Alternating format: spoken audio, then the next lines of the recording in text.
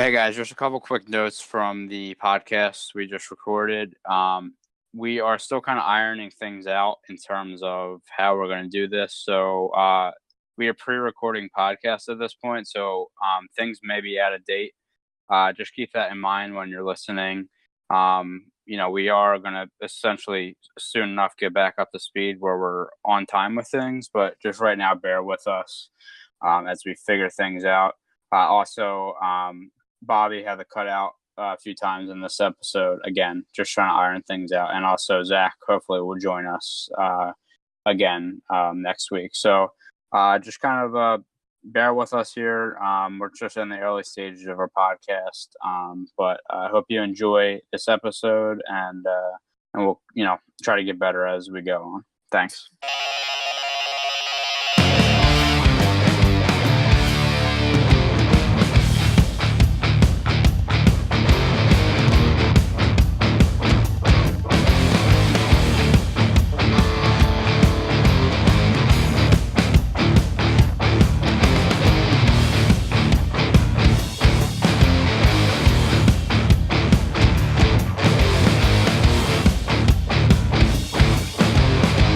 Hey guys, and welcome back to the Come Play podcast. On this episode, we're going to talk about the Madden 19 release. We're going to talk about some MLB Trade Deadline deals from right before the deadline and on the deadline. And we're going to talk about a system in the MLS where relegations and promotions could come into play. I am Tyler, and I am joined by Bobby. Yep. And Brendy. And we're going to get right into this. First thing we wanted to talk about was the Madden 19 release. Pretty big, release in the States, at least, with the NFL being so big. So the Madden 19 release, the standard release is set to come out tomorrow, August 10th. If you pre-ordered the Hall of Fame edition, you got it August 7th. Which I did, and I have played the game, so I just wanted to talk about it a little bit. Mixed reviews on this from the things I've seen. A lot of people are saying what people have said all along about Madden is it feels like the same game as the year before. I disagree gameplay wise. I think. You have to get hands-on with the game to know to have an opinion. I think overall the gameplay feels a lot better. It feels like you have more control over your player, and the mechanics just feel better. But a lot of people are not giving it. They're not giving it a chance because nothing has been added, and this is something we actually talked about last week, guys. With at some point in time, there's not much you can really add because, it's at the end of the day, it's only a football game. I know you guys haven't gotten hands-on with it, but I don't know. Have you guys seen the what people have been saying about it? Or like I said, I know I've seen a lot of mixed emotions with it. Well, I haven't. Go ahead. Sorry, Brendy. I haven't read too much, but I was in the similar boat. I'm like, oh, cool, another Madden game. The only thing cool, I guess, is the Hall of Fame edition, which has Teal on the cover. Which that just makes me laugh. It really does. Real quick, he's in the Dallas jersey on that, so Yeah. Oh, yeah. Of course. But it's so funny that he was. Never mind. That's a whole different discussion. Anyway, it is weird. I was on the kind of the same boat, right? I was just kind of like, okay, another Madden game. Not really something I buy. The only reason I had Madden 17, I think I said this last week, is that it was purchased to me as a gift and it had Gronk on it. So what I'm probably gonna do as soon as Madden 19 comes out, Madden 18 is gonna drop to $5. I'm gonna buy it because it's basically a Patriots collector's item at this point, and I do want that. So I'll probably do that. I don't know if I see myself buying Madden 19. If it's as good as, if it continues to be as good as you're saying it is, and it really is this different kind of game, then maybe I'll play it. But Madden's a game that I really don't grind, or I can't get myself to grind out very well. I don't have any reward for it. I like watching football. I'm into fantasy leagues. I like playing football, whatever, but like playing a video game for some reason is a whole slow, weird thing to me. I don't know why. That's just me though. One of the things I really like about Madden releases each year is that I feel like they just get substantially better each year. Like the gameplay itself just feels a lot better. Like one of the biggest, I used to play Madden 10 a lot with Zach. And when Madden 11 came out, like the jump was just huge. Like the gameplay was just a lot better. But like they were doing that like each and every year.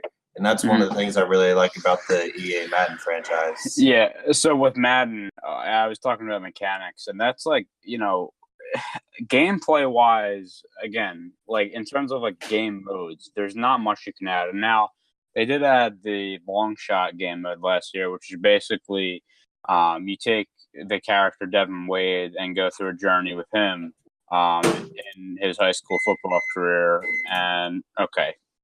We gotta stop. He made the mic. Keep going. Keep going. Keep going. It's okay. He made his mic. He caught it.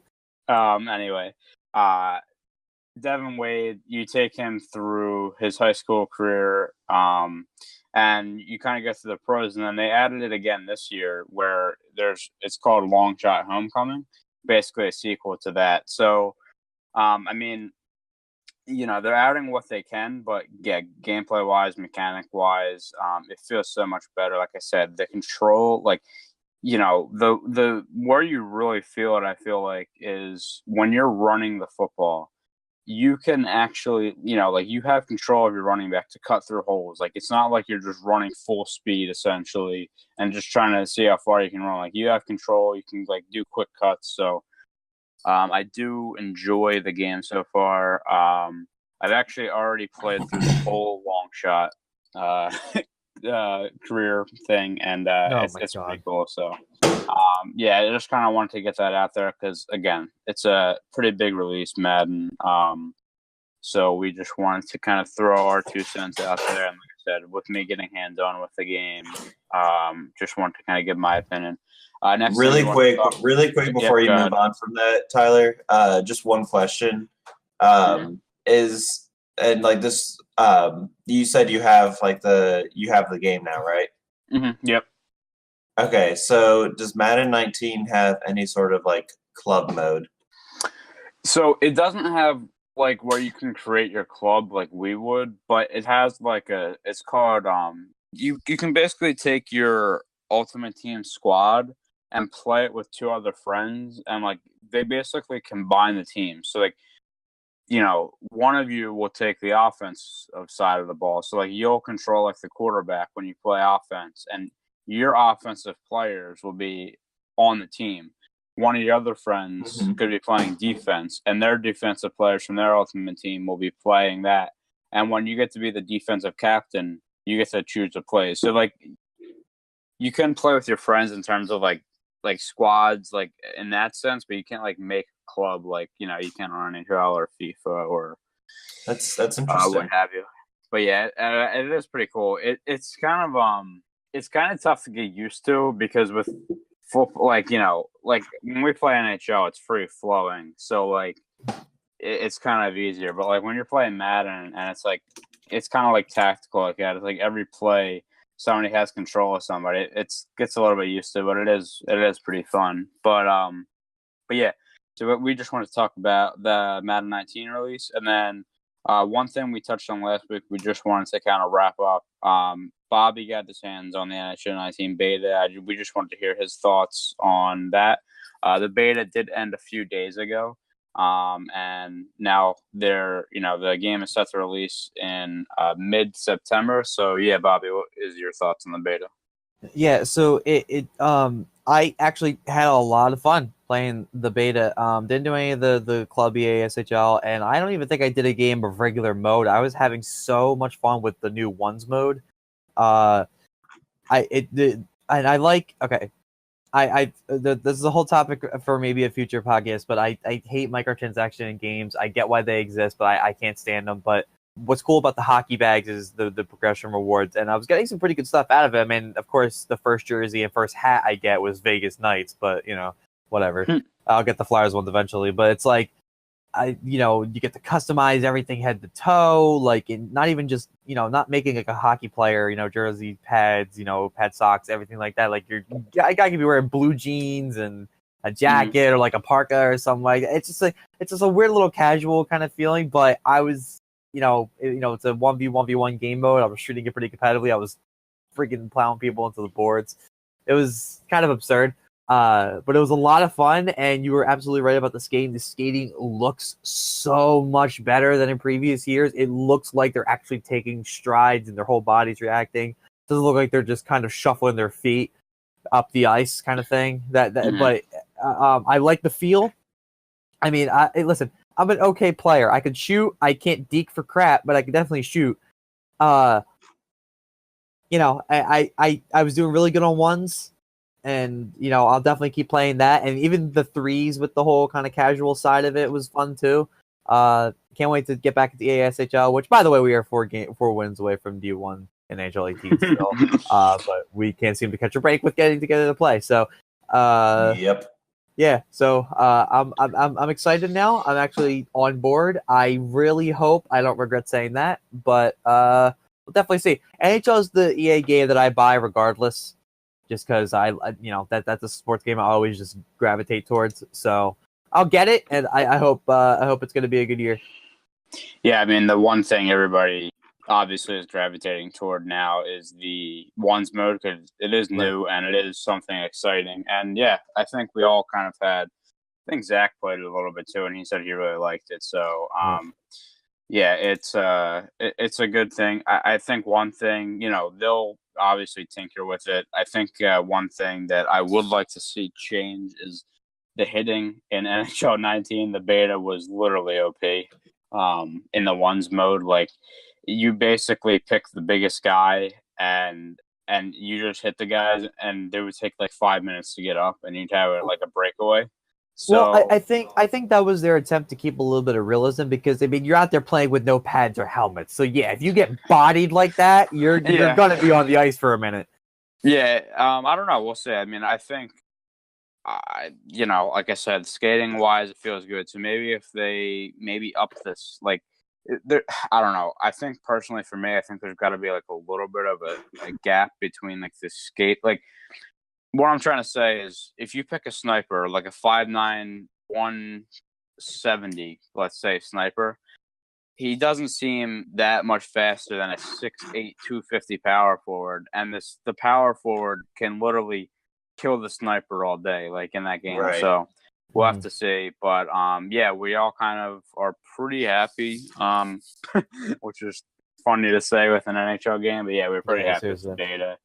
And we'll see. The one thing I would just add, too, that a lot of people are calling for change, and I have seen EA talk about it, so hopefully they, peel back on it. It's the poke checking. Yeah. Like poke check spamming. They have said that, or it looks like, at least, don't quote me on this, but it looks like they're going to tone it down a little bit with the penalties, which is good, because I've literally seen people take 28 penalties a game. Yeah. That is just, we kind of just want to wrap up on that. Just because, like I said, they got hands on it with this week. Another beta that just came out recently for PS4 is the Black Ops 4 beta. Which looking forward to that game. Yeah, a lot of people got hands on it. We unfortunately are not going to be able to. It looks like, me and Bobby at least, because we are on vacation the week it comes out for Xbox. So I don't know if we're going to be able to get on it, but from the gameplay I've seen, it looks good. It looks fast. A lot of people are saying maybe it is too fast, but I don't know, man. Like, that's very Black Ops 3-esque. Yeah, but like, the people that are complaining now, okay, I understand if it's too fast, but like, that's the trend that it was going, especially like the Black Ops series. I feel like it's fast, it's quick. The movements are quick. The gunfights this year, they have said with the new like health bar kind of thing, that the gunfights last a little bit longer, which maybe that'll get pulled back. But again, this is why it's a beta. That's, they're out there to get feedback and kind of change the game. So, the gameplay I have seen is from like, YouTubers who do this for a living. So, to the casual player, I don't know how this game feels, but yeah, like I said, what I've seen, it looks good. Again, it plays fast. And hopefully we get hands on with it. Again, I haven't even talked to you guys about it. Have you seen any gameplay of it, and what is your first impressions of like at least what you've seen of Black Ops 4 in general? Yeah, like just the gameplay wise, like at least of what you've seen. So far, it kind of looks like a combination of essentially. It looks like a combination of Black Ops 3 and Infinite Warfare if there wasn't any like jetpacks, which is actually fine by me because I love Black Ops 3. Never played Infinite Warfare just because at the time I couldn't really afford it, and then by the time I could, it was like already talking about World War II time. You didn't miss anything. Yeah, I didn't think so, but like I still wanted to like give it a try. I played it for like 2 days when it was like free on Xbox Live for gold members or whatever. Mm-hmm. But I don't even really remember if I enjoyed it or not. But from what I've seen and what I've heard, I'm looking forward to it. Like I'm really excited about this game. And I think it's what Call of Duty, not necessarily what it should be, but I definitely do think it's going in the right direction. It's going back to its faster pace. I think World War II, I think we can all agree, World War II is a little bit slower, I guess. Like the way compared to other Call of Duty. Yeah, it feels like, I don't know, the way I would describe it, it feels like clunky almost, the way the movements are. Yeah, but the thing I really like about Black Ops 4, from what I've seen, it seems like most of the action, like most of the kills that you're going to get, it's usually because you outperform the other guy. And sometimes in World War II, it seems like, if you can, like anyone can kill anyone, regardless of skill level. And I'm not entirely sure if I like that. It like balances to players that aren't as well, if that makes sense. But in Black Ops 4, it's a little bit different. The gameplay appears to be a lot faster.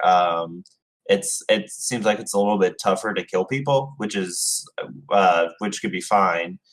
But so far, I've just really enjoyed what I've seen from the beta gameplay so far, and I can't wait to give it a try myself. Yeah, and the multiplayer beta is out right now, and as we all know, there is a battle royale mode that is coming to Black Ops when it comes out, and I believe that it's set that there's a beta for that as well. That's actually set to come out sometime in September. I don't know if there's a date for that yet. But yeah, there is also that, which, that's kind of how games are going right now. So honestly, for me, I mean, I think what's going to make or break Black Ops is actually going to be that battle royale mode. And it kind of sucks. It's just that's what everybody's interested in now. And go ahead. Go ahead. No, finish your thought. Well, I was just going to say like that's going to be, I think. You're going to have your hardcore fans that love the multiplayer, but just with, Fortnite being where it is and PUBG and all that, like, I think that's where everybody's at right now, where like that's what they want. Everybody likes that battle royale kind of thing. And I think I think they'll be successful. Don't get me wrong either way, but I think if they want to get back to where like COD was in terms of like, how many copies they're selling, like that blackout mode has to be a hit. We'll see though. Like I said, that beta will be coming out in September. But Brendy, go ahead with what you're gonna say. I was just gonna say, like, I'm not entirely sure if blackout is gonna make or break Black Ops 4 because, like, personally for me, I haven't really bothered looking at any blackout footage because it's something I kind of want to prepare myself for, and not spoils, not necessarily the right word, but I want to experience it myself before anything. But for Black Ops 4, like this regular multiplayer is, I guess, a little bit different. And for that's what got me excited about the game, not necessarily blackout, because World War II multiplayer, Like, it can be fun at times, but let's be real, it's incredibly frustrating most of the time. Yeah, and for sure. and even like in the early steps, or like before World War II was released, like you could kind of tell the gameplay, especially from the beta, was a little bland, a little bit slower paced than normal Call of Duties. So it was kind of, I guess, somewhat of a warning sign to me. But for Black Ops 4, watching the multiplayer gameplay, I'd kind of felt a certain way about Call of Duty that I hadn't felt in a few years, which I'm really happy about. Yeah, like I said, I mean, right now we can't really talk about experience. We are just watching what other people are playing, but overall, like what I'm saying, hopefully I get hands on at some point, even if it's just for like an hour or so, just because, like that's the biggest thing for me is like how the game feels. Like, again, it's Right. one of those, we're at the point in most video games, honestly, like you can only do so much. It's more the mechanics of the game that mean more than anything now. Like I said, Exactly. excuse me. Like I said, the game looks a lot faster. It looks free flowing. I like the look of it. Like I said, we'll have to see how it actually plays out. And like I said, I'm interested. Again, for me, the battle royale mode is not going to make or break it for me. But I'm just saying, in terms of like sale wise, that might be like a big point. But anyway, I'm like excited to get at least try it out, see what that's about. But yeah, so let's move on to some sports now. Actually, well, hold up really quick before you move on. While we were talking about this stuff, I found this article from Windows Central.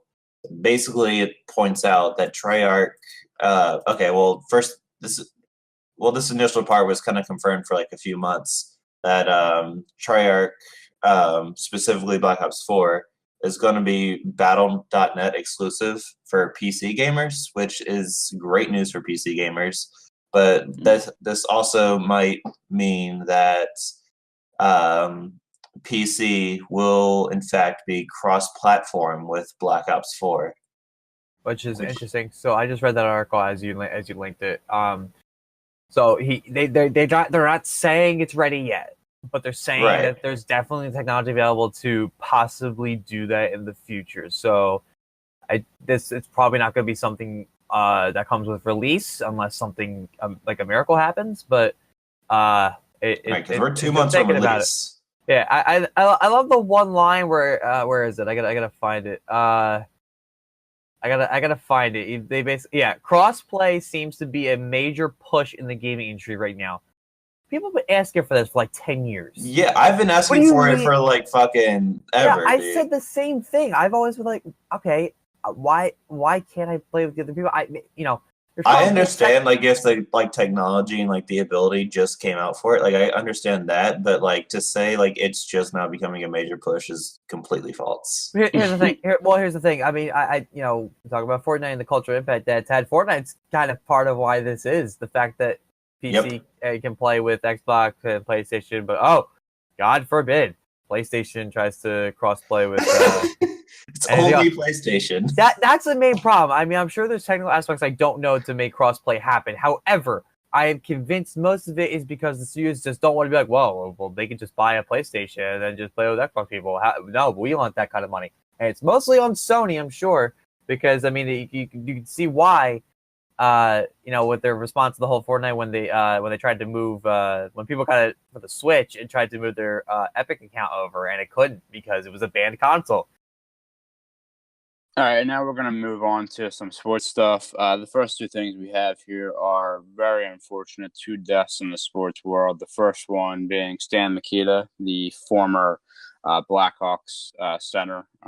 He was 78, passed away a few days ago now. He was diagnosed with dementia in 2015. Interesting thing about Mikita is he was actually one of the first players to use a curved stick, which is now obviously what everybody uses in the NHL, and he was one of the innovators of that. So he changed the game more than he knew it back then. He also played for 21 seasons, all with the Blackhawks. And again, like I said, he passed away this week after a battle with dementia since he had from 2015. The other one, big one, this was in the news recently. Jared Lyle was diagnosed with leukemia when he was, I think when I read it before, I think he was 17 when he first suffered from leukemia. Kind of was okay for a while, and then just recently leukemia came back, and he was 36. He just passed away Wednesday as we record Thursday. He was, sorry, I'm just reading through this as I go because I don't want to mess anything up, but he was on the tour in 2016. And he was taken off care just a week ago. And again, like I said, last night, passed away. So, two unfortunate things. Prayers go to the families. I know, like I said, with the Jared Lyle story, it had been in the news. The guy had been battling for most of his life, very unfortunate. But we just kind of wanted to get that out there to show our respects for it and acknowledge what had happened. And again, with Sam Mikita, one of the big innovators in hockey, like I said, him and his teammate, Bobby Hull, with the curved stick, that made more of an impact than maybe he thought at the time, but now it's what everybody uses and it's really changed the game. So, like I said, just wanted to give our 2 cents on that. Now to some more uplifting news. The suspicion that we had last week about Houston picking up Carmelo Anthony is now verbal. It's going to happen. What's your guys' thoughts on this and Houston's chances this year with, being in the same league as the Warriors, which just seems unfair at this point? Well, the trade to the Hawks basically cemented the fact that Carmelo Anthony was going to go wherever the hell he wanted, which at the time definitely seemed like it was going to be Houston or bust at that point. Yeah. But good for him. Finally at a team that first of all, a team that wants him, and then a team that he wants to go to.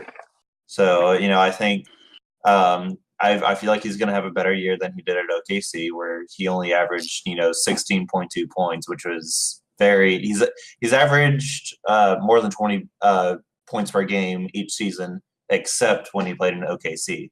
So I definitely do think that he's going to play a lot better when he starts playing for Houston. So good for him. Yeah, one of the things I actually seen, which I think it was kind of a joke in the end of the day, but he had his press conference to get introduced to the Rockets, and or I don't know if it was a press conference for introduction or it was just a media scrum essentially. And one of the media members asked him about coming off the bench, and of course that stirred up a bunch of talk. But I mean, I would imagine he would be starting because they need, they need a starting small forward. So I would assume, but it's just kind of interesting how that came about. But yeah, like I said, we kind of figured, it was going to happen. Carmelo to Houston, kind of, the problem I think myself and a lot of people have with the NBA right now is how top heavy it is. But a lot of teams got to compete with Golden State.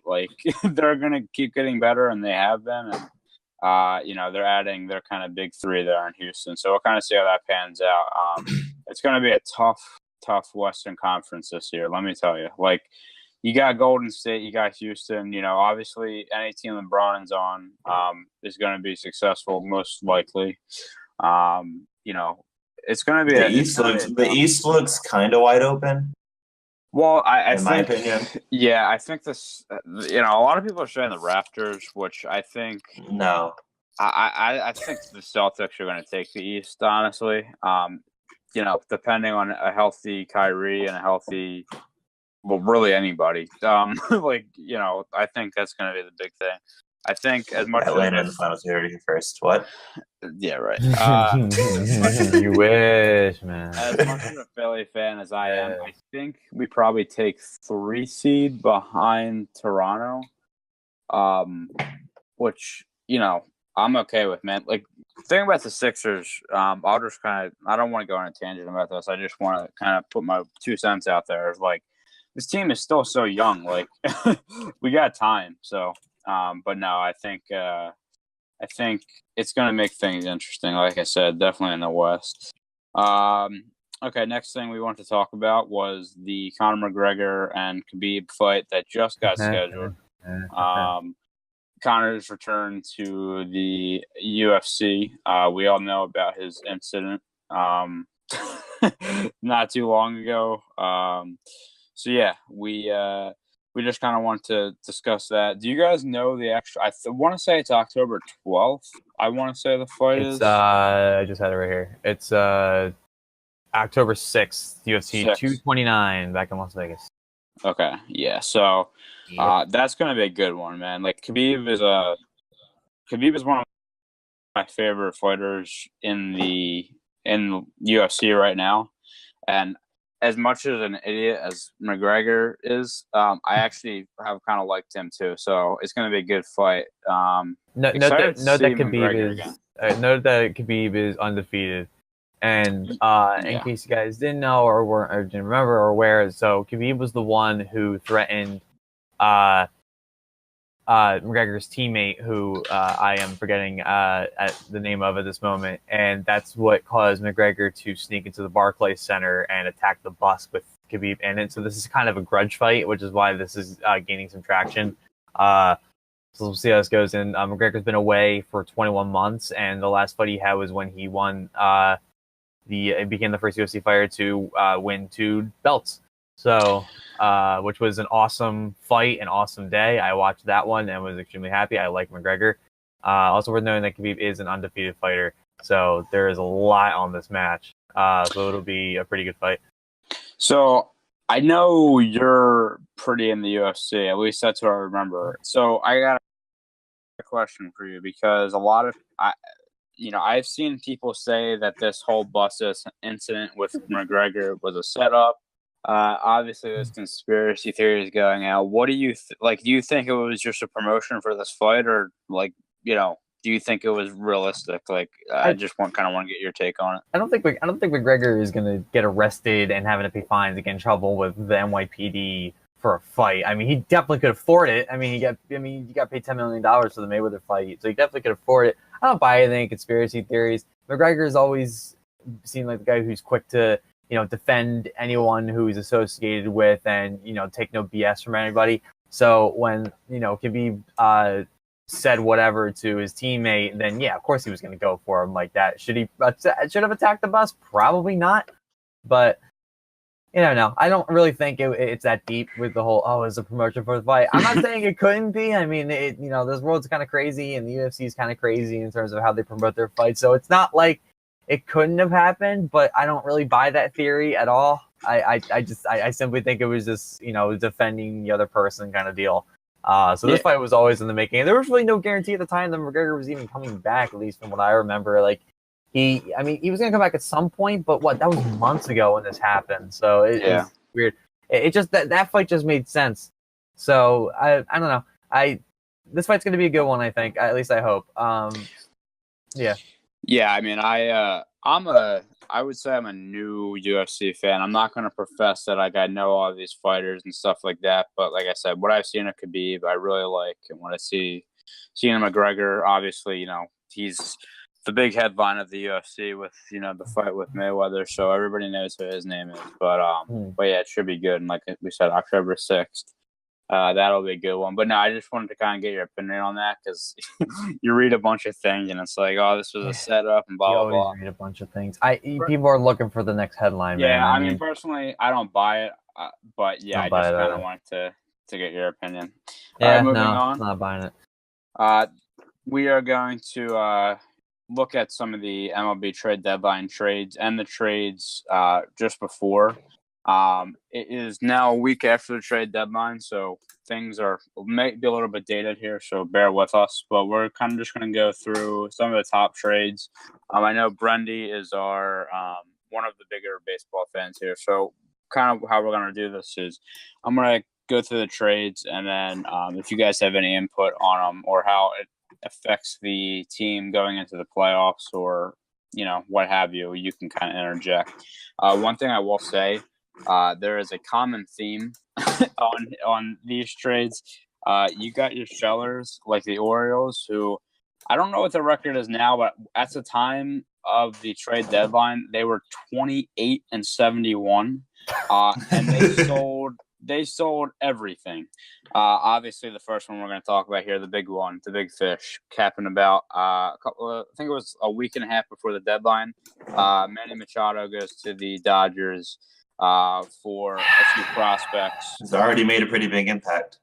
He had. Well, it's funny. I've watched him and he's kind of struggled a little bit. He is starting to pick it up now, but yeah, he that was the big fish. That was everybody's talking about. From being around the Philly area, a lot of people thought he was coming to the Phillies. The problem I have. Real quick with Machado, and let me actually finish the deal real quick because there was some significant pieces going back to the Orioles. One of them being, and first of all, before I get slewed for this, the pronunciations may be a little off because these guys are prospects after all. But Diaz is the big prospect that went back to the Orioles. He is now the top-ranked prospect in the Orioles system. He was not in the Dodgers system, but, the Dodgers have a pretty good farm system. But, yes, he's an outfielder and, somebody who should make a big impact down the road. And then the other big prospect was right-handed pitcher Dean Kramer, who is the number 13 prospect now in the Orioles system. But, yeah, so the thing about Machado for me was that this guy, his contract at the end of the year is up, and I just have a feeling that he was only going to play for two teams, maybe three. So you obviously got the Yankees, who everybody was rumoring him with. Dodgers had been there for a while.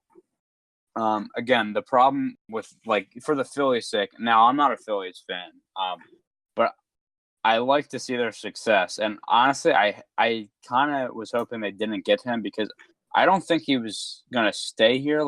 Per se, I think he wanted to go to an LA or like I said, in New York, and he ended up doing that. I think now it's interesting with the Dodgers because they have so many good infielders now. The other trade we're going to talk about, they got another infielder, and what are they going to do? Right. They got. So the one guy they're replacing is Corey Seager, and because he's out getting Tommy John surgery, or did get Tommy John surgery, I believe. So what do you do? You're gonna have a log jam, and what do you do when they come back? Kind of wanted to get your opinion, Brendy, because like I said, I know you're a pretty big baseball fan. I'm sorry. Could you repeat the past 10 seconds? I disconnected. No, you're good. I was just saying that, how do you feel about this Machado trade overall? Especially, this year, obviously, they're going for it. They were in the World Series last year, the Dodgers. But, what do you think their chances are, locking him up long term? And, with the logjam, they now have kind of essentially in their infield. So for the case for Manny Machado is pretty interesting, being traded to the Dodgers. If you were to tell me, and you might think this is a little weird, but if he were to get traded, if he were to get traded to the Yankees or the Phillies, like you said, I would be pretty confident that he would sign a long-term deal. With the Dodgers, though, I'm not so sure anymore.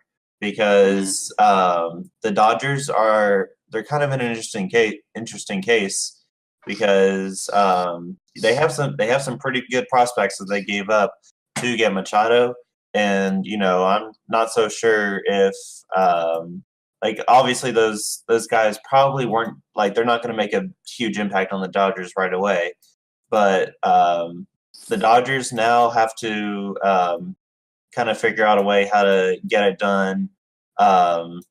Not just like this season, but in the long term, because it was kind of a big package, at least in my opinion. I'm not entirely sure this is going to be the best trade in the world for the Dodgers, because I'm not confident in a long-term commitment from Machado, and I don't think that I'm not entirely sure, but the only thing that and here's another thing, the one thing that might like kind of keep him in Los Angeles is I heard that he was a big Kobe Bryant fan and changed his number to number 8 because he was a big Kobe Bryant fan. But that's like as cheesy as that sounds, but like that's like, I mean that's obviously good news if you're a Dodgers fan. I'm just not sure if that's enough. Yeah, I mean, the thing for the Dodgers, what they have going on with him right now is if he does resign, he's only 26. Right now, he's on a ridiculously good contract. He's only making $5 million this year for a player his caliber.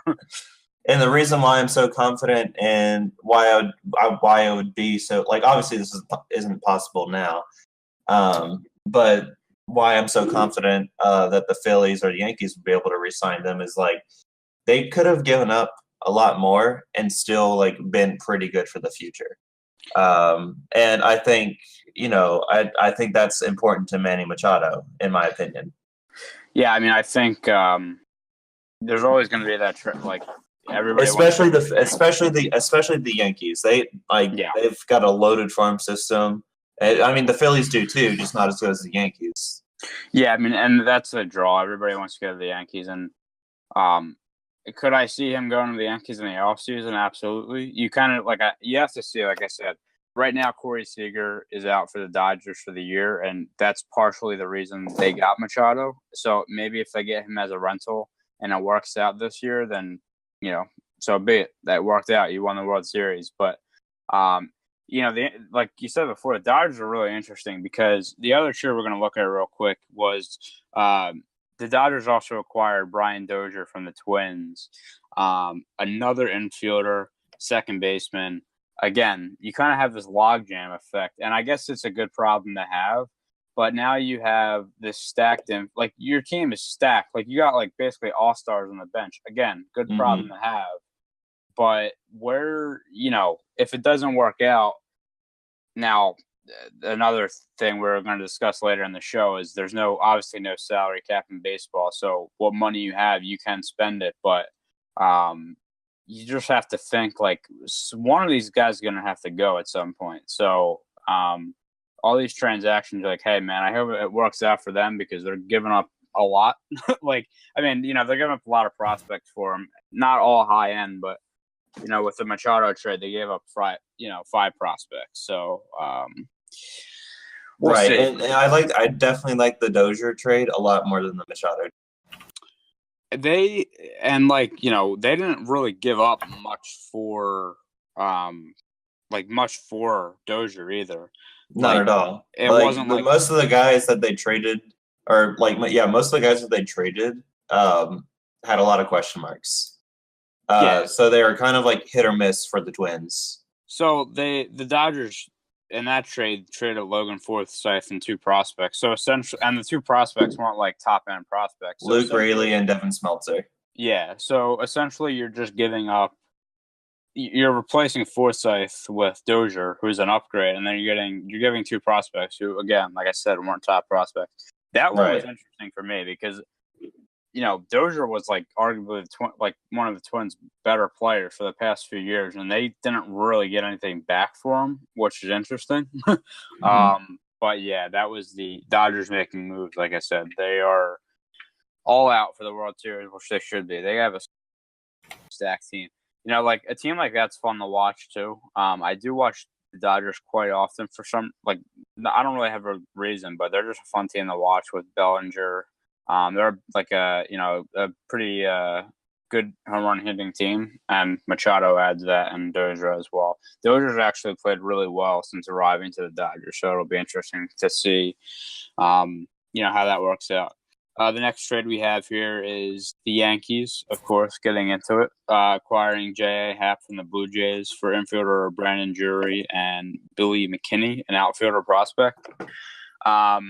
Now, going back to the point I made before about the whole salary cap thing, like, this is just, again, I don't know. I love baseball, man. Like, don't get me wrong, but it's just, this is one of those things where it's like, oh, Yankees, like, bolstered their starting rotation again because they can, and they have all these prospects and all, like, there's no cap, so, like, they can do whatever they want.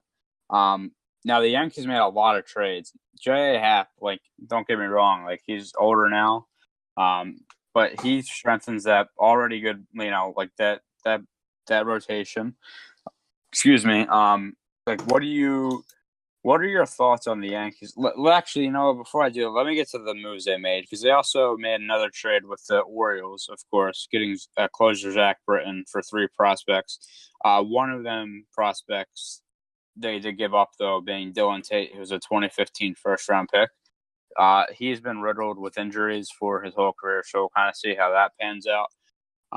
And then they also made another minor deal for another pitcher who's escaping my mind right now. Oh my God, I can't think of his name. He used to play for the Cardinals. Anyway, Brendy, what is your thoughts on, like, the Yankees being able to add essentially whatever they want? Well, I'm kind of glad you brought that up because let's see. I'm just doing some research on this just to be 100% sure. Okay, so yeah, I'm right. So the Yankees last won the World Series, I believe, in 2009. Someone might need to look that up for me just to be sure. It was 2009. They beat the Phillies that year. Right, and the Major League Baseball, obviously not really having a salary cap, the Yankees are able to just trade for whoever they want and buy for whoever they want because they have they have probably the best fucking owners in Major League Baseball. But at the end of the day, teams are still able to compete in Major League Baseball somehow, which is great. The fucking we would have never thought that the Houston Astros would have won the World Series last year. I guess with their lineup we would have, but with their ownership group and their general manager, they got a big time player in Jose Altuve. Real quick, so it's funny because the Astros were one of the worst franchises for years. Right. And to your point earlier, like, one of the teams really succeeding this year, which has been nice to see, is the Athletics, who I think are like 21 games or something over 500 right now. Yeah. And they're a team that is on like a very low budget. So I just kind of want to add that point in. But yeah, go ahead. Yeah, I always called the Athletics the MLB's forgotten team because sometimes people just forget that they're there because they don't have any big time names or anything close to resembling that. The interesting thing about the Astros, though, is that they were still able to get it all done despite being one of the worst teams for the longest time. And a lot of that has to do with the draft and hitting with their prospects and having a foundation for success later on. But obviously the New York Yankees, they have a completely different way. They're just like, all right, we're going to spend all this money on a good farm system and good players so that we can win now and for years to come. With that said, the Yankees, with that mentality, they probably should be more successful than they are. Since 2000 or since 2001, they've only won one World Series, and that was in 2009. Mm-hmm. So they've won. They haven't even won that many pennants either. They won the pennant in 2003, and then obviously in 2009, and I think in 2001 as well. But that's 3 pennants in 17 years. not necessarily the best for a team that is spending, all this shit ton of money and only getting 3 pennants in return. And like that's not a bash of the ownership, but it just goes to show it may not be the best model for success. Now, obviously, their 27 World Series titles would say otherwise, but it does go to show that just about any team could compete in Major League Baseball any given year. Yeah, I do agree with you, though, because you would think with, again, the money they're making, and there was a time, like I feel like it was only a couple of years ago where the Yankees, like, they sucked, and it's like how I don't understand, but yeah, I do agree. You'd think now they are in a division with the Red Sox, who is another team that has unlimited cap, but yeah. By the way, just added the point earlier, the Yankees also added Lance Lynn, who was the other pitcher I was thinking of that they added. Moving on to the next trade, again, go figure, the Orioles are back at it. They traded Jonathan Scope to the Brewers in exchange for Jonathan Villar and Luis Ortiz and another prospect. Now, Luis Ortiz is the interesting piece that they got back in this. He is a former first-round pick in 2014. But again, the Orioles just giving up everybody for prospects, which again, I guess it's a great thing to do because literally, again, that was one of the worst records I've ever seen. Like I just went on to the standings and I'm like, oh, let's see. And then I just scroll down and there's the Orioles. So, yeah, go ahead, man. Sell the whole farm, restock everything. But yeah, that was another trade from the Orioles. And then the Brewers also added Mike Moustakas from the Royals. Now, the Brewers are an interesting case because they kind of I don't want to say they came out of nowhere last year, but they were kind of the MLB darling in terms of like how well they were doing. And now the Brew Crew are like a team to be reckoned with. They're a game and a half behind Chicago for lead in the NL Central. Yeah, and now the NL Central, I will say, has taken a step back in the last year or two. But for a long time, that was the best division in baseball. At least in my opinion. And that was when the Brewers sucked, and now the Brewers are where they are, along with the other teams. It's a tough division, but Brendy, like, how do you think with these additions, like, they're gonna fare going forward? Like, if they can make the playoffs, or at least in a postseason, or like trying to get to the postseason, at least in the late games in September. I'm not gonna stay very long on this, just because we're kind of a little short on time. Yeah, I got you. But I don't see how this might be kind of an unpopular opinion. I don't necessarily see how this is going to help the Brewers at all, because the Brewers, to be completely honest, they didn't really get much. Sure, they got a few. Let's see, who can you remind me that trade Sorry, the Moustakas trade or the Scope trade? The Scope trade. So the Brewers got Scope in exchange for VR, Luis Ortiz, like I said, who was a first-round pick in 2014, another like middle-range prospect. All right, so I don't necessarily believe in how you pronounce it? Scope, is it? Yeah, Jonathan Scope. Yeah. Okay, so I'm not necessarily sold on Scope. I don't think he's gonna cause the Brewers to jump into the playoffs. I believe if the Brewers make the playoffs, it's going to be from what they already had. And I don't really know a whole lot about the minor leaguers that they gave up. Mm-hmm. And also don't really know a whole lot about VR either. Mm-hmm. But I'm just not necessarily sold on Scope being the person to take the Brewers to the promised land. Honestly, I feel like they gave up. I feel like they gave up. If these minor leaguers are any good, I I'm not entirely too sure about this trade for either side in general, but I'm definitely unsure about it for the Brewers. I think out of the two trades, I think the trade that makes more sense, at least in my eyes, was the Moustakas trade for the Brewers. Now, my idea of VR, the guy they gave up, he is like Scope is essentially an upgrade on him.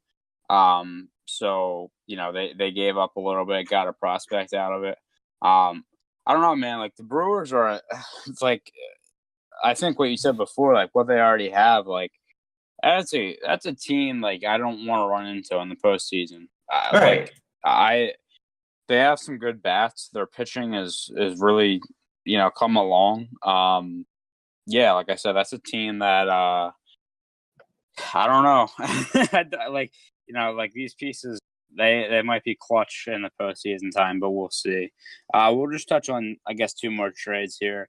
One from Brendy's favorite team and one from my favorite team. We'll go to Brendy's first. The Braves, surprise, surprise, get from the Orioles Kevin Gausman and Darren O'Day for 4 prospects, including Giancarlos Encarnacion, who was the 14th best Braves prospect. Brendy, I'll let you take this. What is your interpretation of the trade?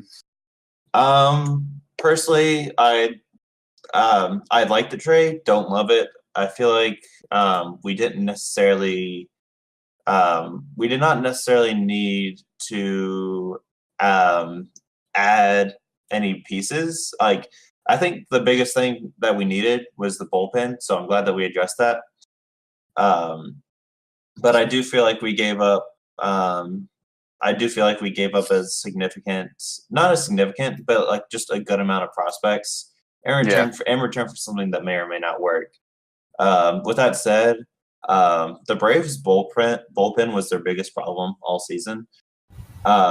So which is nice because like if your bullpen is like the biggest problem, then chances are like you're at least that's kind of a good sign for your team because you can kind of get some bullpen arms for pretty cheap. Yeah, for sure. And like obviously you're not having to worry about offense or defense or starting pitching, which the Braves have obviously very, very good starting pitching. So I would say I like the trade. I don't necessarily love it.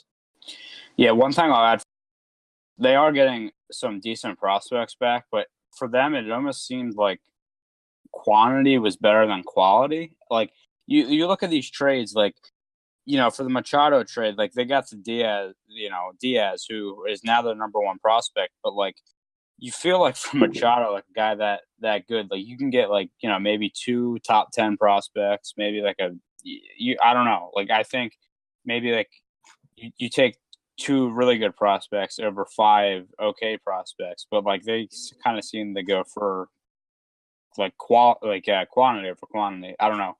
The Orioles are interesting because, like we said, they kind of gave up everything.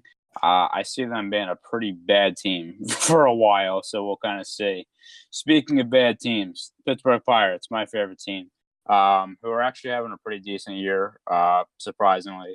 They got Chris Archer from the Tampa Bay Rays for Austin Meadows and Tyler Glasnow.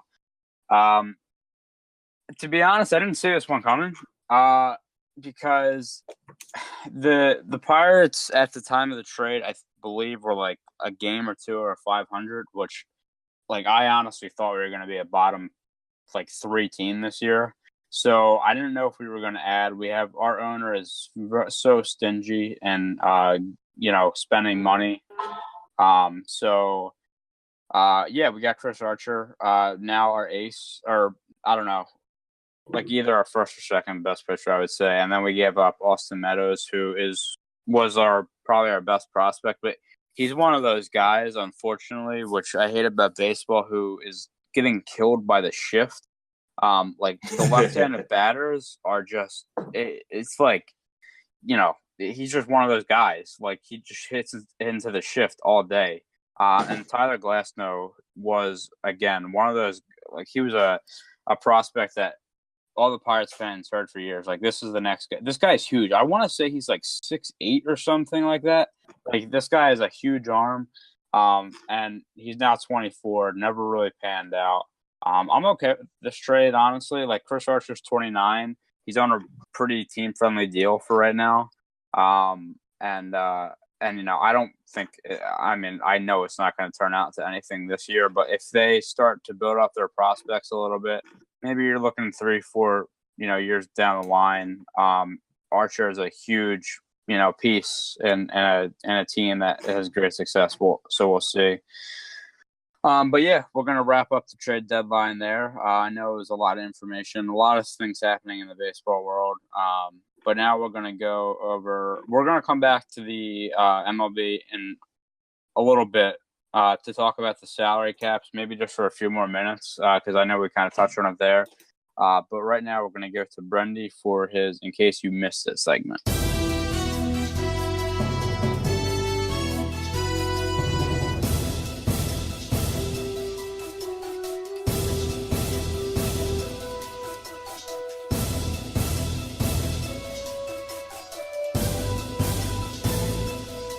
All right, so In Case You Missed It is brought to you by no one. All right, moving on. All right, so you guys may or may not have heard of a gentleman named O.J. Simpson.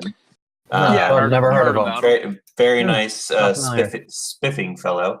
All right, so O.J. I think it's a glove salesman or something. Yeah, something like that. Okay, so obviously you guys know O.J. Simpson served 9 years in prison for reasons.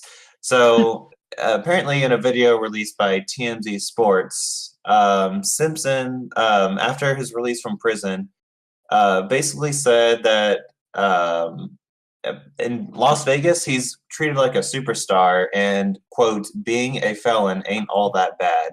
What are your guys' thoughts on that?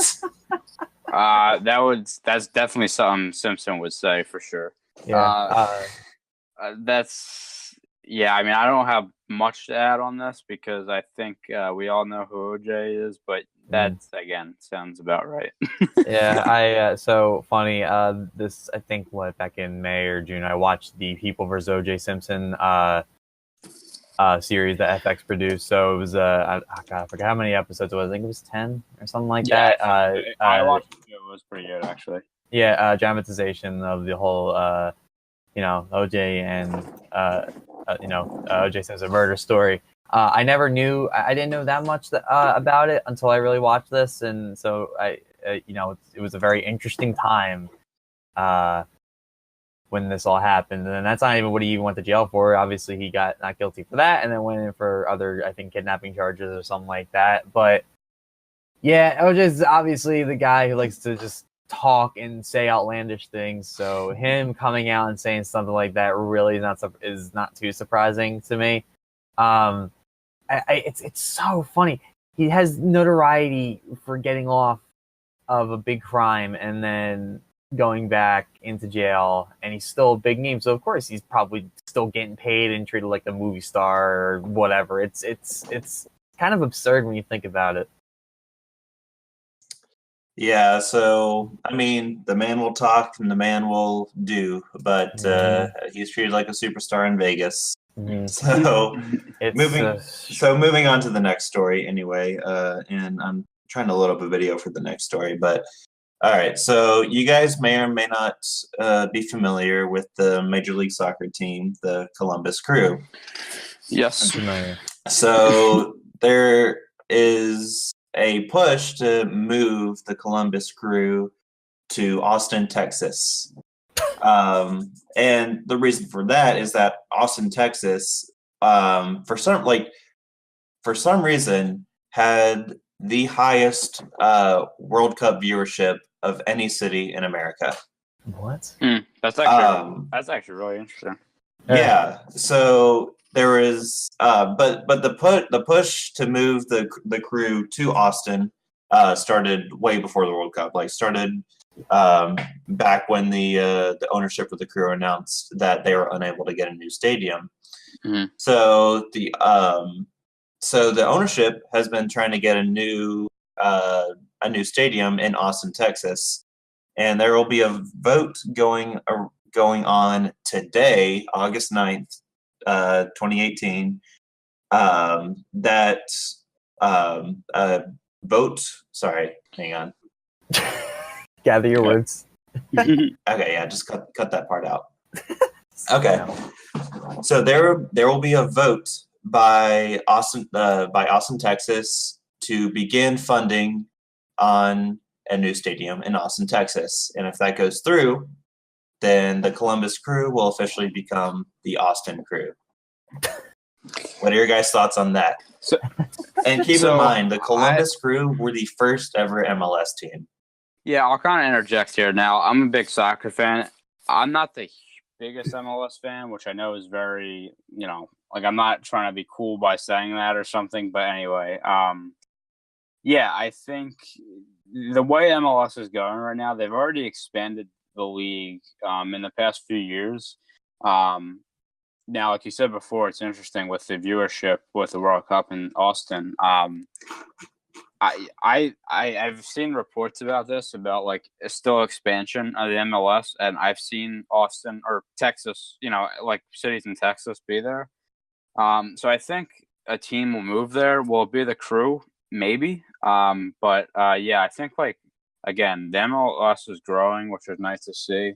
But yeah, like I said, that is actually really interesting. Of all places, Austin, Texas, being the most having the most views for the World Cup. But we'll see. Like I said, MLS is growing, and the Crew kind of being the first team is a little bit nostalgic. So we'll kind of see what happens with that. But yeah, that's interesting. I can't say. Is there already a? Excuse my ignorance. I'm not too familiar with the MLS. As all the teams involved. Is there a team in Texas already? Yeah, it's the Houston Christ. Dynamo. Yeah, Houston. I don't know why that escaped me. And there's also Dallas FC. Yeah. Okay, I can't help but think like, man, they're gonna be in Austin, Texas, and they're gonna be playing soccer. It's gonna be like 120 degrees down there, man. It's gotta be brutal. No, that's completely right. And would it be? Correct me if I'm wrong, but would it be the only like professional sport in Austin? I think isn't on a professional level. Yeah, actually, you might be right. It might be because I for some reason I thought the oh my god, the Stars, but because I know it's Dallas, but like I think they're based out a little bit out of Dallas. If I'm wrong, maybe I don't know. I might be wrong about that, but anyway, yeah, you. All right. Well, I see a bunch of minor leagues. Yeah, which is fitting for Texas. I feel like there's a minor league team on every block for every sport. Yeah, I was gonna say, like, I mean, there's a ton of sports down there. I don't think they have any professional, like, football or hockey or soccer. Like Bobby said, like, I'm looking. I don't see and we're only saying this because, like, just for example, like in hockey, the Arizona Coyotes, like they were based in Phoenix for a while, but they're really not in Phoenix. They're like in Glendale, which is a completely different city. So like this happens with other teams. So we're not like trying to sound dumb here, but AAA, the Round Rock Express is from there. AAA, a bunch of NCAA, obviously Texas Longhorns, Texas Stars, AHL. Okay, that's who I was thinking of. That's Dallas, yeah. Yeah, because I was thinking of Dallas, but I was there. It's their farm team. I mean, either way, like I guess the cool thing about that is like obviously geographically, when you have teams together, that's what forms rivalries. So having 3 teams in Texas, that could be interesting. Like I said, the expansion with the MLS, it's pretty cool. Like I said, they just expanded again this year with the new LA team. So yeah, it'll be kind of I don't know. Again, like it's funny to me because I've been to a couple like the Union games around here for the Philadelphia Union for the MLS team, and it's like the couple times I've seen the Crew 2 times. So it's like it would kind of be like so nostalgic. It's just funny as that sounds, just because like I said, they're the pioneer, and but we'll see what happens with that. But Brendy, when you are ready, you can move on to your real quick note to end on. So it's actually funny. So Brendy made a good point because it says, I mean, this is the Wikipedia page, so please take it with a grain of salt. It says that Austin is the largest city in the U.S. without any club in a major professional sports league. Okay, there you go. So, there you go. So, Brendan, you can move on now. Sorry, I just want to add that quickly. It appears that Austin, Texas, or that Major League Soccer will be the first professional sports franchise to be in Austin, Texas. If it gets passed. Yeah. Moving on to the next story. You guys may or may not know who Joe Simpson is. No relation to OJ. I read up on this. I know where you're going with this. All right, so I have not. So Joe Simpson is an analyst for the Atlanta Braves. He's in the broadcast booth with Chip Carey. Mm-hmm. So there was a game. I think it was August. It may have been yesterday. So August 8th. It was Atlanta versus Washington, and the Braves won 8-2 or 8-3 or something like that. So you guys have you guys heard of Juan Soto? Yeah, one of the more talented prospects. Very promising rookie for the Washington Nationals. He's currently batting, I believe, .311 with 14 homers and 39 ribbies. Yep. So Joe Simpson, during the broadcast, acknowledged the success of Juan Soto and said, he doesn't exactly appear to be 19 years old. He's a big guy. Let me play the audio clip for you guys right now. Mm-hmm. He is, if he's 19, got his. Okay, that was a failed attempt at that, dude. Strong. Could you guys not hear that? It kept cutting in and out. So keep talking about it. I will get the audio clip and play it in full quality for you. That's fine. I mean, I've actually seen the clip before, and I know what he's talking about. He's essentially saying that he's questioning Soto's age because of I don't know if I guess his presentation altogether, like the way he looks, but I guess his success. And I did see that a lot of people were hating on him, of course, on social media.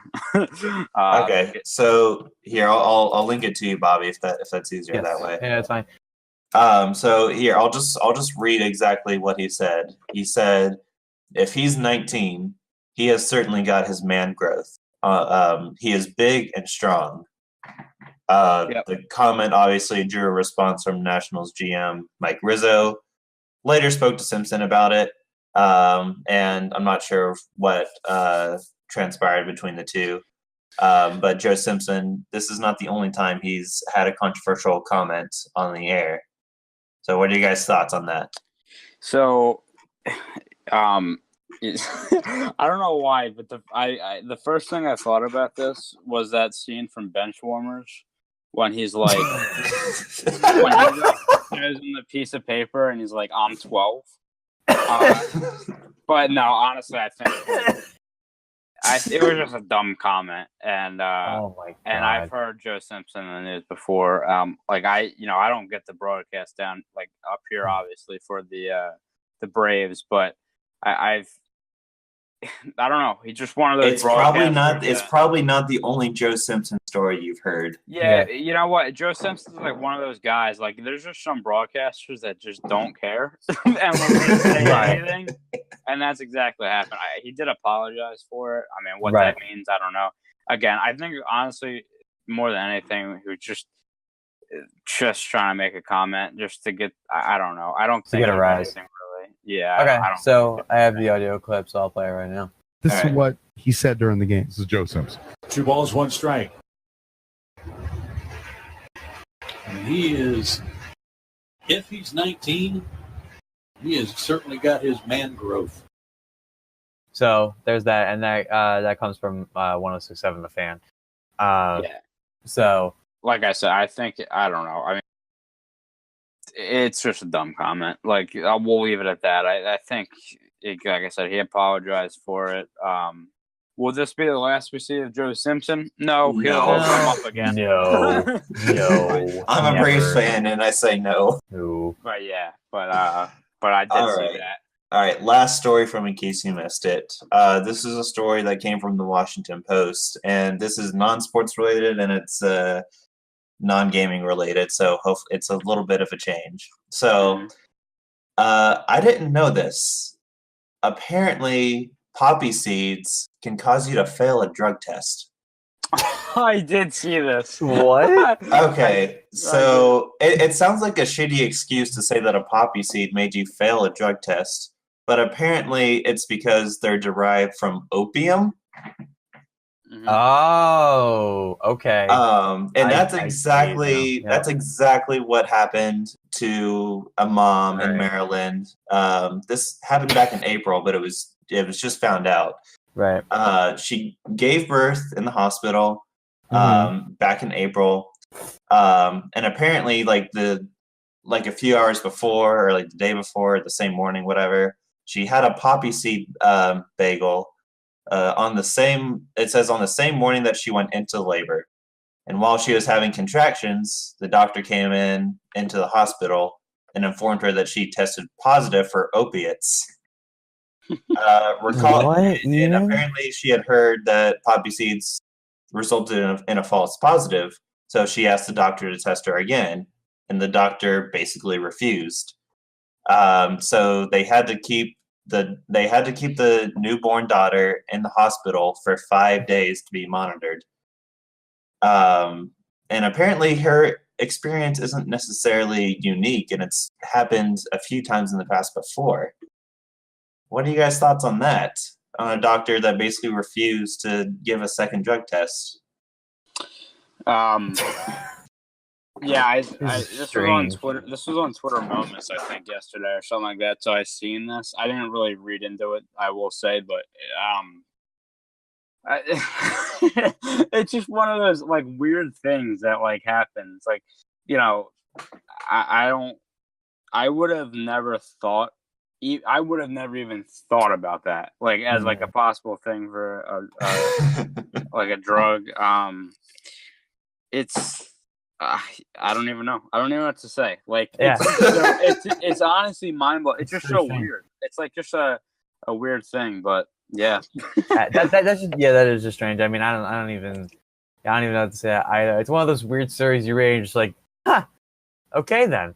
Yeah. That's just one of those things. And I see stuff like that all the time, and I'm like, huh, it's interesting. Yeah, that's essentially where I was going with that. Like, you know, it's just you see like weird crap like this all the time. Like, it's just like, well, I mean, in this case, we know how they found out, but like, how does this stuff even come about, and why am I seeing this on Twitter Moments? Right. But yeah. Yeah, that's what my sister does. My sister all the time will be on. You know, she looks at. I don't really look at the Twitter moments. I'm just looking for the people I'm following already. But she'll see the Twitter moments like, oh my god, you see this video? I'm like, no, and it's like the strangest thing I ever watched. It's just odd, but yeah. Yeah, I actually, like I said, I just it's one of those weird things, but that is interesting. That is another installment of the. I guess we're just gonna call it in case you missed it. But I was gonna come up with something special there, but I'll leave it at that. Brendy, So, hopefully you guys enjoyed this week. So before we move on, I do want to offer some breaking news, video game wise, if anybody's interested. You guys interested?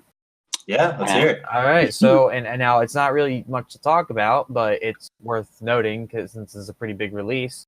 So about an hour ago, Rockstar Games has officially released the gameplay trailer for Red Dead Redemption 2. Ooh, let's go! I'm so excited for that game. Yep, me too. I'm actually like replaying or about to. I had the PlayStation Pass for PlayStation 4, so I was replaying the game, and yeah, that game is awesome, man. The funny thing about Red Dead Redemption 2, there was a challenge in GTA 5 where you have to find a golden revolver, and if you find the golden revolver and then get 50 headshots on other players, you get the special golden revolver in Red Dead 2. Yeah. Yeah. And I got that, so I'm interested to see what that would look like in Red Dead. Because I think they delayed that. Like, I correct me if I'm wrong, but I thought like it was supposed to come out like this fall, like when they first announced it. Like I think they said like fall 2018, but then I think it got like pushed back. So I don't know the actually. Let me look that up real quick. I don't know the official release go ahead. date. The official release date is October 26th. Oh, okay. So it is this. Okay, cool. Because I excuse me, I'd heard reports, or at least I thought I did, about it coming. It was supposed to be this fall, but then it was going to be pushed back to the winter. So that's good. Again, like I said, I'm really, really, really looking forward to that game. Rockstar always puts out like really good content. Obviously with GTA and being the main attraction there. All right, so we're going to move on to our last two topics here. We were talking about the MLB salary cap, not issue, but like you were just talking about why that could be problematic in the MLB. I just kind of want to, I don't want to talk about it too much more, but let's just kind of touch on it. You kind of heard my, thing about it. Here's the thing with me in baseball. It just feels like the rich get richer and the poor get poorer. It kind of that deal. Like, for example, like in the off season, when the Pirates thought they were going to be bad and they unloaded their ace pitcher Garrett Cole to the Houston Astros, who were able to take on his salary, and then they ended up giving prospects who, they're. Now, granted, they are working out. I will say for the Pirates, one of them being Joe Musgrove, who's like I think their third pitcher, like starting pitcher right now. But yeah, like it's just if you don't have a salary cap, you can literally just let teams like the rich, like it's just rich teams thrive. So, I know you kind of talked about it before when we were talking, but like, what's your overall opinion on it? Like, do you think it's like, and I was going to say, like, do you think it will ever be implemented? I don't think it's ever going to be implemented, but like, what are your just overall thoughts on it? Like, no salary cap. Well, in terms of Major League Baseball, clearly it's worked. Yeah. Well, okay, I shouldn't say clearly, but it has worked. Yeah. Because nowadays, I feel like maybe not so much in the past, but I definitely do feel like nowadays, just about any team could compete, because the thing about baseball is like it doesn't matter if you're Bryce Harper or if you're fucking the worst baseball player on the planet.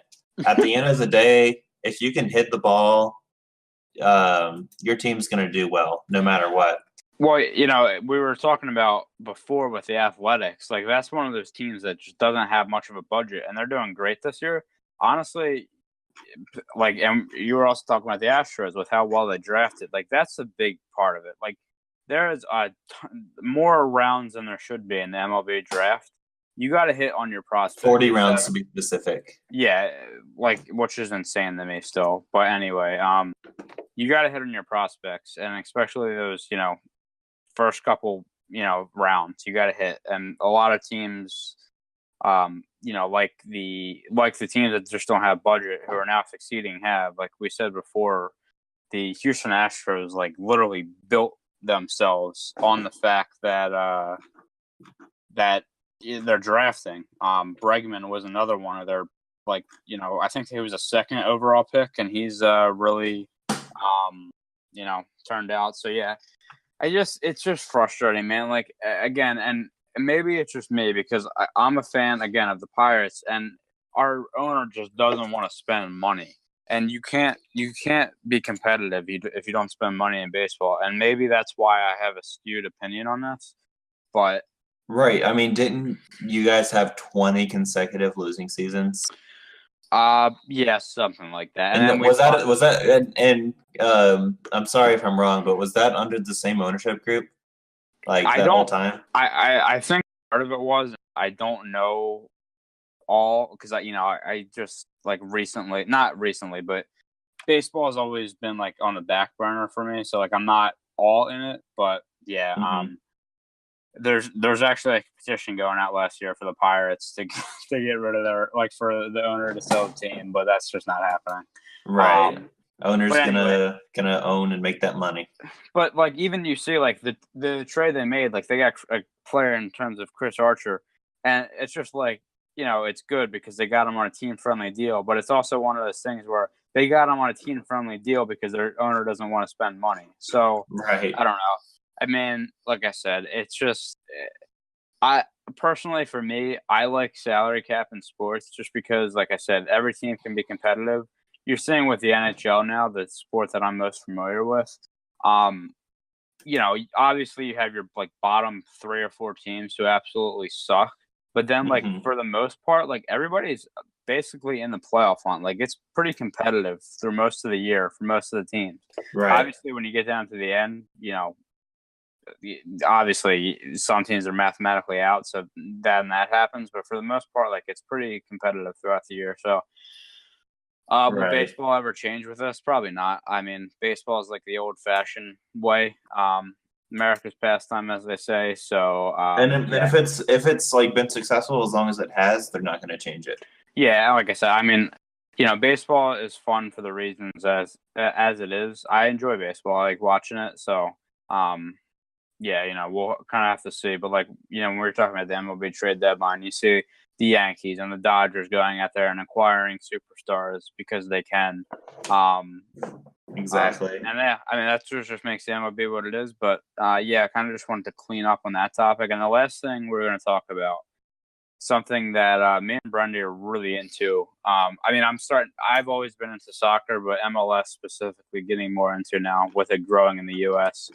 I wanted to talk about a concept that is used in European soccer, which is a promotion relegation system. Basically, I'll explain it real quick for anybody who doesn't know what that is. So I'll use English soccer for an example. So you have your top league, which is the Premier League, and you have like a ton of leagues under that. That's like below it. So below the Premier League is something called the Championship. So every year, depending on the results of the league, the bottom 3 teams of the Premier League get demoted to the Championship, and the top 3 teams from the Championship get promoted to the Premier League. So essentially, if depending on how you do, you can either get promoted to a better league and get more money from it essentially, and build your brand, or you can suck and get demoted and then kind of have to start from the beginning. So me and Brendy talked about this already. We kind of know where we're going with this, but we have differing views on this. So we kind of just want to talk about it for a few minutes here, kind of pick our brains at it. Now, the MLS is expanding, so that's kind of why we are talking about it, because there is some talks, like you see some people write about it. We just kind of want to, again, talk about it ourselves. So, Brendy, I will let you start off with your opinion on the system and like why. So we're real quick. We're going to essentially talk about like how it would affect the MLS, not necessarily how it is now. So, Brendy, take the floor on what you think about that system. All right. So obviously, USA not having pro rel, that's kind of been a talking point repeatedly throughout Major League Soccer. Many leagues implement that system. There's only a few. I know. Let's see. I'm pretty sure Australia doesn't have pro rel, and like I think maybe like India doesn't either. Yeah. So if like for the most part, soccer wise at least, it's like your big European countries. So you got your England, Germany, Spain, Italy, France. Like those are the leagues where you see it the most. I mean, other leagues obviously have it, but that's where people are going to know it from. Right. So anyway, but Major League Soccer does not have it.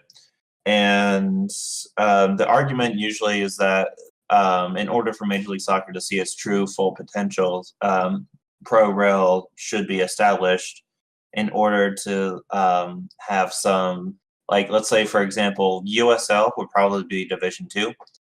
And then Division 3, 4, 5, it would just kind of depend from there. But specifically for USL, if there's a team in the USL, United Soccer League, that is like over the top successful, it's been suggested that they should be promoted to Major League Soccer, which has been argued for basically since the beginning of Major League Soccer. But I'm not entirely sure I agree with that.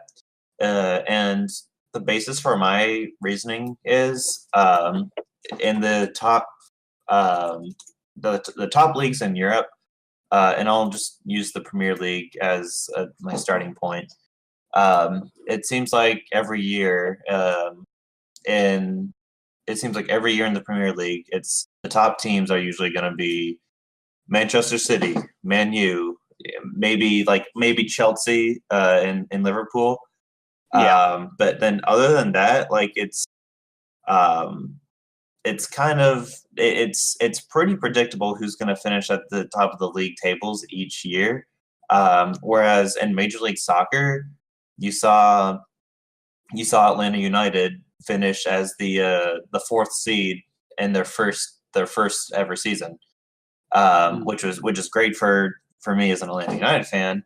But in terms of Pro Rel, I'm not entirely sure that would help. Basically, what I'm trying to go with this is I believe it would cause the league to become too top-heavy, as it has been for major European leagues, such as the Premier League.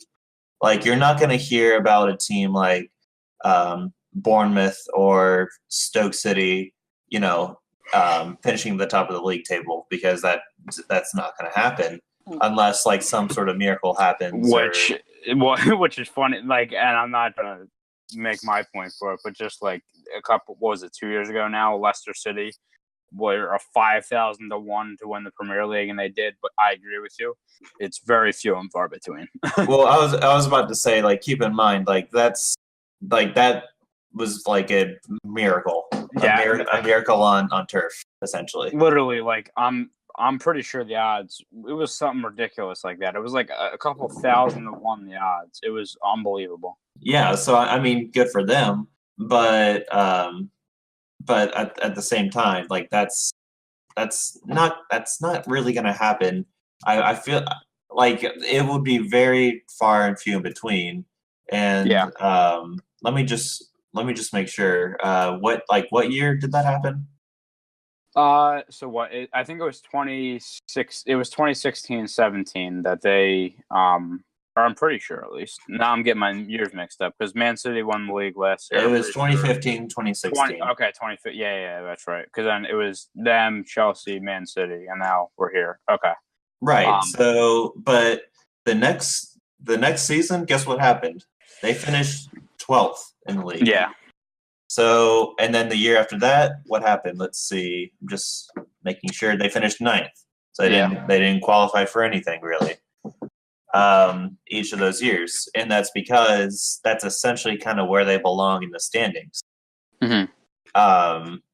And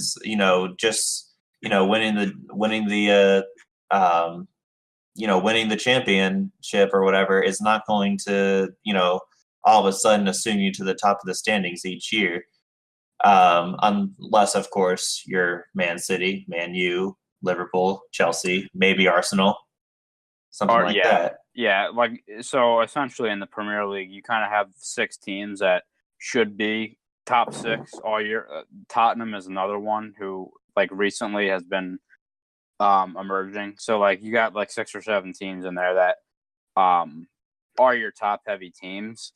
Now, I will say this promotion relegation system is, like, I think it's like very European thinking.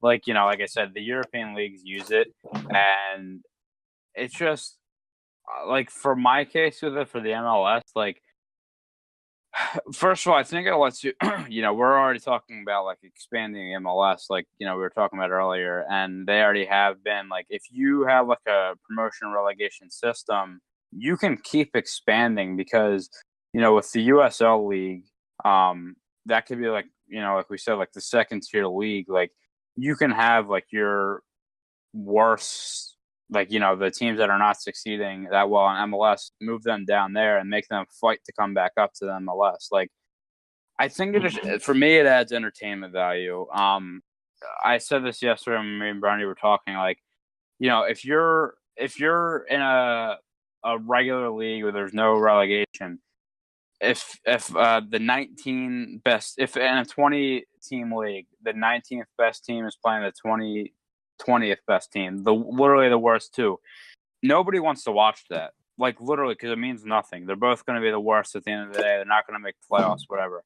In a pro rel system, that could be everything. Like literally, like that could be you. Like if you lose that game, most likely you're going to go down to the league below. If you got to survive in advance kind of thing. Like I don't know. For me, it's more of like an entertainment factor. Like I will say I kind of agree with the top heavy part of your argument because I don't know. It's tough to think because in Europe you have the top heavy teams obviously have a lot of money. That's why they're top heavy. But like in the MLS, like I don't know if the money they're making from like the MLS is not as much as the European League. So like is a team that's successful in the first year going to be successful forever because they were successful in the first year? I don't necessarily, I guess you can argue it, but I don't necessarily believe that all the way. There's no telling really until it's actually implemented. I don't know. I mean, like, I just, for the sake of U.S. soccer, I just think it's good. Again, just because you can add more teams, you have that entertainment factor. I don't know. I think, I mean, I will say, I think the U.S. We've seen since the 2014 World Cup is starting to gravitate towards soccer. It's like I don't want to say not millennial because like I hate that term, but like I think like a lot of the younger people are going towards soccer now because it's like flashy, you know what I mean? Like European soccer is very flashy. Like you got your Neymars and your Messi and Ronaldo and stuff like that, and these guys are doing these awesome moves and like it's flashy, and the kids like I sound so old saying this, but like I feel like people like gravitate toward flashiness. So no, that sounds about right. One of the things I've really liked about it, like not necessarily the flashiness, but I just like sitting down and watching 45 minutes of a sport with no ad. My God, exactly. That's my biggest point. Like, hey, how about like soccer has no commercials, and that's like the best part except for halftime. Like, it's great. Like, watching football nowadays is so annoying just for the fact that you have a commercial, you have kickoff, you have a commercial after the kickoff, and then you start play, and then after that drive, you have more commercials for 5 minutes. It's soccer is everybody says, oh, it's boring. Well, because they pass around the back the whole time.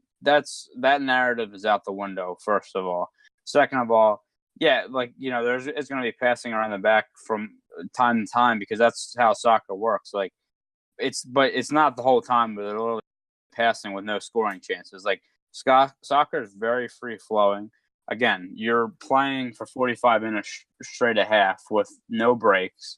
It's man, I gotta say, in the past few years, like I've really gravitated towards soccer. Like it's an awesome sport, man. Like again, and when you have like things like the World Cup that come up every 4 years, everybody, like the casual fan, will start watching it. But if the U.S., especially like MLS wise, can convert them to at least give the MLS a chance, I think you got something like really special in your hands. Like I said, man, soccer is it's good stuff. Me and you are definitely out of the podcast the most knowledgeable of it. So we will continue. Oh yeah, I can talk about that any day. We'll continue to give you guys information about that. But I think we're gonna wrap up. We have been going on for a while, and we'll be back next week. We're still kind of trying to like iron out, excuse me, stuff about the podcast. We're still in the early stages, so just forgive us for that. Also, one thing I did want to add, which we'll probably talk about later, is we're pre-recording these podcasts, so stuff might be out of date. Like we were talking about today, the trade deadline was over a week ago now.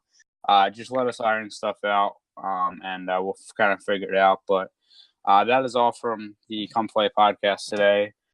We will see you guys next week. Like I said, don't know the upload schedule, but yeah, thanks for listening, and we'll see you guys later. Yep, see you guys.